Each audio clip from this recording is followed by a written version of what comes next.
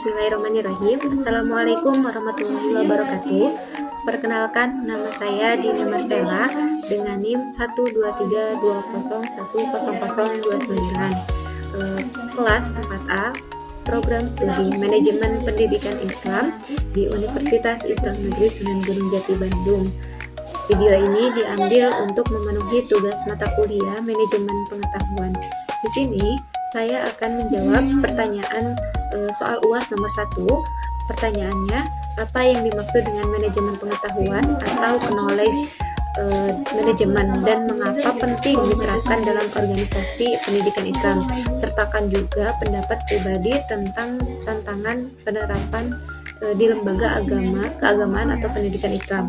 Nah, jawabannya itu manajemen pengetahuan atau knowledge management adalah proses sistematis untuk menciptakan, memperoleh, menyimpan, berbagi, dan menerapkan pengetahuan dalam suatu organisasi guna mencapai tujuan yang strategis. Dalam konteks organisasi pendidikan Islam, manajemen pengetahuan itu sangat penting karena dapat membantu melestarikan nilai-nilai dan warisan keilmuan Islam yang banyak bersifat tajid atau tersirat. Terus seperti pengalaman guru, kiai, atau para ulama.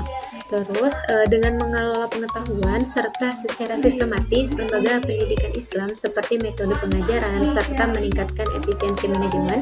Selain itu, manajemen pengetahuan juga mendorong inovasi yang tetap terbangkar pada nilai-nilai syariah dan tradisi keilmuan Islam. Secara sistematis, lembaga pendidikan Islam seperti pesantren, madrasah, dan sekolah yang berbasis Islam itu dapat meningkatkan kualitas pembelajaran, pengajaran, metode pengajaran, serta meningkatkan efisiensi manajemen.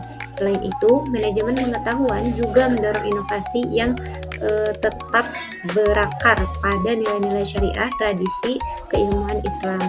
Namun, penerapan manajemen pengetahuan dalam lembaga pendidikan Islam tidak terlepas dari tantangan.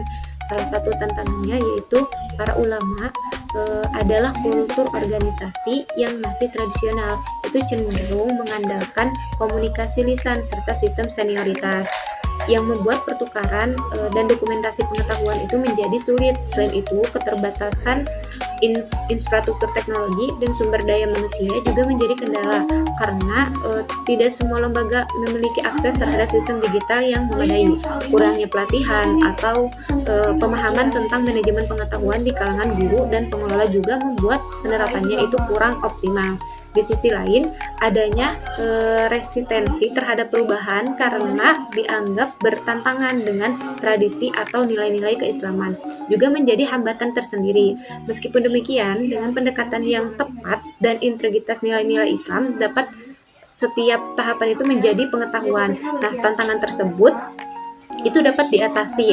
Manajemen pengetahuan dalam pendidikan Islam bukan sekadar soal teknologi, tetapi merupakan upaya menjaga dan mengembangkan ilmu sebagai bagian dari amal jariah yang berkelanjutan. Selanjutnya, saya akan menjawab pertanyaan nomor 2 dengan pertanyaannya yaitu, jelaskan perbedaan antara tacit knowledge dan explicit knowledge, dan juga berikannya contoh nyata dari dunia pesantren, masjid, atau organisasi keislaman. Yang pertama yaitu tentang tacit knowledge. Itu tacit knowledge adalah pengetahuan yang bersifat pribadi. Itu sulit dijelaskan atau dituliskan. Terus biasanya diperoleh melalui pengalaman langsung. Pengetahuan ini juga sulit didokumentasikan karena sering kali melibatkan keterampilan, wawasan, atau nilai-nilai yang tertanam dalam diri seseorang. Tacit knowledge biasanya itu ditransfer melalui interaksi sosial seperti diskusi, bimbingan, atau pengalaman. Sebaliknya, kalau explicit knowledge adalah pengetahuan yang dapat dengan mudah dikomunikasikan, didokumentasikan, dan dibagikan dalam bentuk tulisan, angka, gambar, ataupun media lainnya. Nah, pengetahuan ini bersifat formal sistematis seperti prosedur kerja, buku pedoman, atau dokumentasi tertulis. Untuk contoh dalam konteks pesantren, masjid, organisasi keislaman, itu yang pertama di tajid knowledge. Nah, di pesantren secara seorang kiai itu menyampaikan ceramah dengan pendekatan khas atau menggugah santri secara emosional, merupakan bentuk tajid knowledge. Nah, kemampuan ini tidak tertulis tetapi dipelajari melalui observasi atau praktek langsung dari seorang kiai. Nah, kayak seorang imam masjid yang mampu menangkap suasana hati jamaah dan menyesuaikan di acara khutbah secara tepat juga menunjukkan tajid knowledge yang hanya bisa diperoleh lewat pengalaman dan kepekaan sosial. Untuk contoh dari explicit knowledge, itu pengajian kitab kuning yang diajarkan pesantren adalah contoh dari explicit knowledge karena berisi ajaran terdokumentasi dan dapat dipelajari oleh siapa saja. Terus jadwal kegiatan masjid seperti tata cara pelaksanaan sholat Jumat, terus struktur organisasi atau prosedur pengelolaan zakat dalam lembaga zakat amal.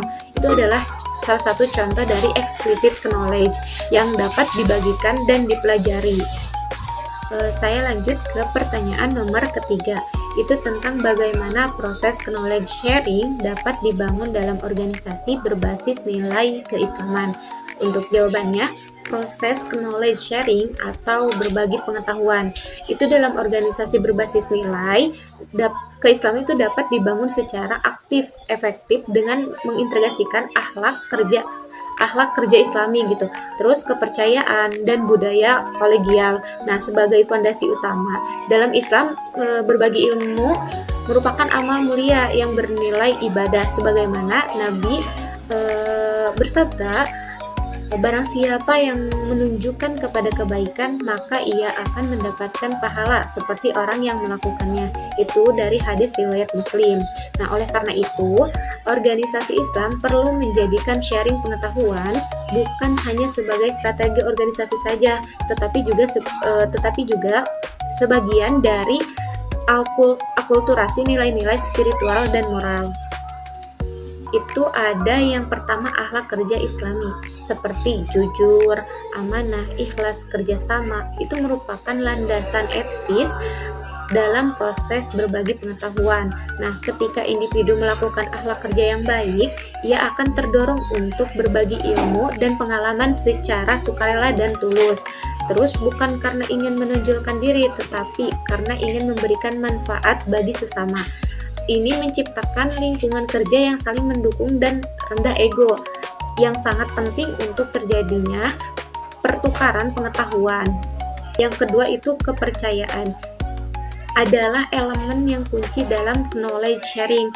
Dalam konteks organisasi Islam, kepercayaan dibangun atas dasar integritas dan saling menghormati. Ketika anggota organisasi saling percaya bahwa informasi yang dibagikan tidak akan disalahgunakan dan kontribusi mereka itu dihargai, maka mereka akan merasa nyaman, terbuka untuk berbagi ide, pengalaman, bahkan kegagalan pun mereka akan sharing. Nah, kepercayaan ini tumbuh seiring dengan konsistensi perilaku yang mencerminkan nilai-nilai keislaman dalam keseharian, termasuk dalam komunikasi dan pengambilan keputusan. Yang ketiga itu ada budaya kolegial. Nah, yakni budaya kerjasama mendorong kolaborasi, kesetaraan, dan saling menghargai antar anggota. Juga sangat penting dalam proses berbagi pengetahuan. Terus budaya kolegial dalam organisasi Islam itu tercermin semangat musyawarah atau syuro. Nah, tolong menolong atau ta'awun dan solidaritas.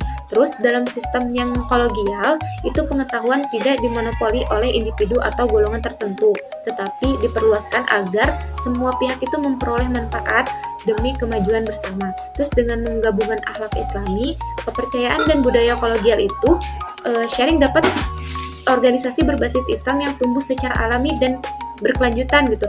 Terus proses ini tidak hanya meningkatkan efektivitas organisasi saja, tetapi juga memperkuat nilai-nilai keagamaan sosial.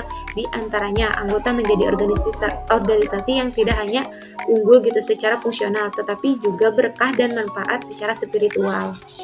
Selanjutnya di sini saya akan menjawab pertanyaan nomor 4, yaitu sebutkan dan jelaskan tahapan dalam siklus manajemen pengetahuan. Mana tahapan yang menurut Anda paling krusial dan mengapa? Nah, untuk jawabannya itu siklus manajemen pengetahuan atau knowledge management itu terdiri dalam tahapan utama, yaitu pencapaian pengetahuan, terus pengolahan pengetahuan, penyimpanan pengetahuan, distribusi pengetahuan, dan pemanfaat pengetahuan, serta evaluasi pengetahuan. Nah, tahapan pertama itu menciptakan pengetahuan adalah proses di mana pengetahuan itu muncul melalui pengalaman, inovasi, atau refleksi. Siklus manajemen pengetahuan atau knowledge management cycle terdiri dari 6 tahapan utama, yaitu menciptakan pengetahuan, memperoleh pengetahuan, penyimpanan pengetahuan, distribusi pengetahuan, pemanfaatan pengetahuan, dan evaluasi pengetahuan. Tahapan yang pertama itu penciptaan pengetahuan. Itu adalah proses di mana pengetahuan itu baru muncul melalui pengalaman, inovasi, atau refleksi. Selanjutnya itu memperoleh pengetahuan. Itu melibatkan upaya organisasi untuk mendapatkan pengetahuan dari luar, seperti melalui pelatihan atau kerjasama antar lembaga. Nah, pengetahuan yang telah diperoleh kemudian masuk ke dalam tahapan penyimpanan, yaitu dengan mengorganisasi dan mendokumentasi agar mudah diakses kembali. Tahapan berikutnya adalah distribusi pengetahuan, di mana informasi dibagikan kepada anggota organisasi melalui rapat, pelatihan informal, atau teknologi informasi. Setelah itu, pengetahuan mulai dimanfaatkan untuk mendukung pengambilan keputusan, menyelesaikan masalah, dan meningkatkan kinerja. Tetapi, terakhir adalah evaluasi pengetahuan yang bertujuan menilai efektivitas pengetahuan yang telah ditetapkan dan memperbaiki bila diperlukan. Terus untuk menurut pendapat saya, tahapan yang paling krusial itu adalah distribusi pengetahuan. Kenapa? Karena pengetahuan yang tidak dibagikan akan berhenti pada individu dan tidak diberikan dampak luas bagi organisasi. Tanpa proses distribusi yang baik, menciptakan dan penyimpanan pengetahuan itu menjadi sia-sia. Misalnya, di sebuah madrasah atau guru seringkali menciptakan inovasi pembelajaran yang efektif. Namun, jika tidak dibagikan kepada rekan guru lainnya melalui forum internal atau pelatihan, maka potensi peningkatan kualitas pendidikan itu akan terhambat. Oleh karena itu, budaya berbagi pengetahuan dan sistematis pendukung distribusi perlu menjadi pengertian utama dalam manajemen pengetahuan. Selanjutnya, pertanyaan nomor 5, itu apa peran teknologi informasi dalam mendukung sistem manajemen pengetahuan? Refleksikan juga potensi dan tantangan penggunaan teknologi di lembaga berbasis keagamaan. Itu peran teknologi informasi dalam mendukung sistem manajemen pengetahuan. Teknologi informasi atau TI memiliki peran sentral dalam mendukung sistem manajemen. Nah, peran teknologi informasi dalam mendukung sistem manajemen pengetahuan itu teknologi informasi atau TI memiliki peran sentral dalam mendukung sistem manajemen pengetahuan. Nah, TI ini memfasilitasi proses penciptaan, penyimpanan, dan penyebaran dan juga pemanfaatan seperti sistem yang manajemen dokumentasi atau database dan media sosial internal. Pengetahuan dapat diakses dan dibagikan oleh seluruh anggota organisasi tanpa batas ruang dan waktu. Teknologi juga memungkinkan kolaborasi jauh-jauh, pembelajaran daring, serta dokumentasi pengetahuan secara otomatis dan integritas. Untuk refleksi potensi dan tantangan penerapan teknologi di lembaga yang berbasis keagamaan, itu potensi yang pertama ada akses pengetahuan yang lebih luas. Nah, lembaga keagamaan itu dapat mendigitalisasi kitab modul atau dakwah, rekaman ceramah, atau materi pelatihan keagamaan agar dapat diakses kapanpun oleh santri atau dai ataupun jamaah lainnya. Untuk yang kedua, itu ada kolaborasi dakwah digital. Nah, teknologi itu memungkinkan kolaborasi itu terlembaga dan memperluas jangkauan dakwah melalui media sosial, podcast, atau webinar. Terus ada yang ketiga itu efisiensi administrasi pengetahuan. Nah, penggunaan sistem informasi memudahkan dokumentasi kegiatan keagamaan itu di publikasi ilmiah serta manajemen pelatihan dan kurikulumnya. Untuk tantangan sendiri itu ada keterbatasan infrastruktur dan literatur digital. Nah, banyak lembaga itu berbasis keagamaan khususnya di daerah di daerah-daerah gitu masih menghadapi keterbatasan akses internet dan kemampuan dalam mengelola teknologi tersebut.